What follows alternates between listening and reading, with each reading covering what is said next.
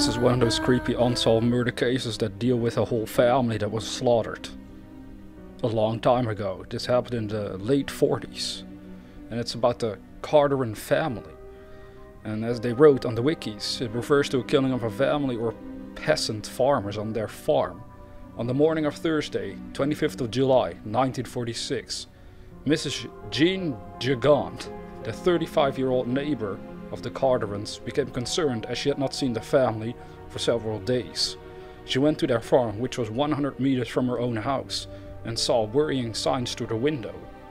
Mrs. Gigant's husband then alerted the mayor and the police. The prosecutor's office requested the assistance of the judicial police. Several senior police officers and inspectors were dispatched to the scene. A locksmith broke open the door. The scene inside resembled an execution. The bodies of the Carteron family. So we had the wife, the son, and another boy, a ward of the state, were found face down with their arms and legs bound, all executed with a bullet to the back of the head. The family dog had also been killed in its basket. 6 spent cartridges and 2 unspent ones were found at the crime scene. The police's report emphasized the farm's relative isolated location, described the 3 rooms, and mentioned the door to the room where the crime was committed was locked. The key had been removed and could not be found. The window had a smashed pane. Despite the disorder in the room and the fact that the cupboards had been ransacked, there were no signs of a struggle. Detectives were initially unable to determine the type of weapon that had fired the bullets. A gunsmith could only confirm that the 6 cartridges came from the same weapon. It was not until 2 years later that it was established that the weapon had been a submachine gun. A motive of robbery seemed unlikely because the family were very poor. For a while, the authorities investigated a theory that the crime was committed by an acquaintance of one of the victims who was inflicting personal revenge. However, this theory was dismissed as the person of interest had been in Algeria at the same time of the murders. With nothing else to go on, the investigators were left to rely on questioning the local population. Local working class people were reluctant to talk to the authorities. Several theories were suggested but yielded no leads. New evidence arose when a farm worker employed along with the Kleber Carteron at the farm somewhere stated that Carteron had been scared the previous winter. On 2 separate occasions, Carteron confided in his colleague that he had been followed along the track that led to his home. A few hundred meters away, close to a public forest, a bag was found which belonged to Carteron and contained a school book. 11 days later, a lumberjack came across a makeshift shelter in the forest. This made it possible to establish a link between the crime scene, the place where the bag was found, and the shelter, all of which were located within a few fields distance of each other.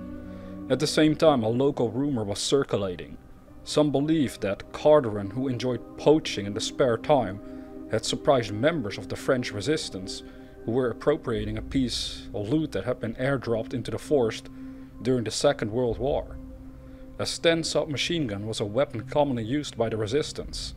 However, no concrete evidence was found to support this theory, which also lacked an explanation for why the resistance members would later have gone to Carteron's house to kill the whole family instead of just killing them on the spot. In April 1947, a final report from Superintendent de Root closed the case for the time being without being able to find a motive or a suspect. The investigation was left in the hands of another police department, led by René Roland. A Sten submachine gun was found at the home of a Captain Jacques, an individual with a dubious local reputation. During the war, he had led a network of resistance fighters, known as the Secret Army, in the region.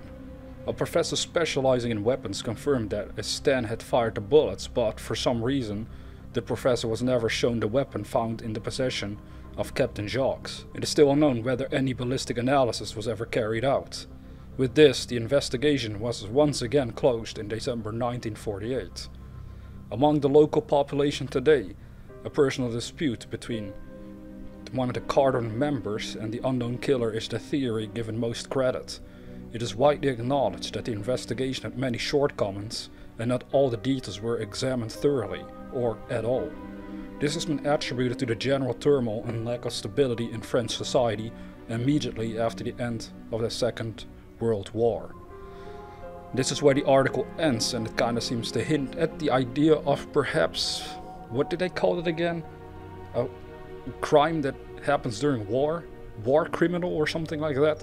Where you have these potential soldiers that, quickly commit some serial killings as well. That had nothing to do with fighting any supposed enemy. You never know if this was the case. It was around that time span anyway, so you never know if it was one of those crazy soldiers out there that did this. Very sad indeed. Very brutal way of being killed as well. Like a total execution style. Being tied, bound on the ground, then being shot in the back of your head. It is a fast way to go. No torture or anything, but a very bizarre and scary fact of life that this can happen to even families altogether. Dying together with your loved ones. It must be a scary few seconds before you pass on. I hope they are resting in peace, and I suppose they will never figure out who is responsible for their deaths.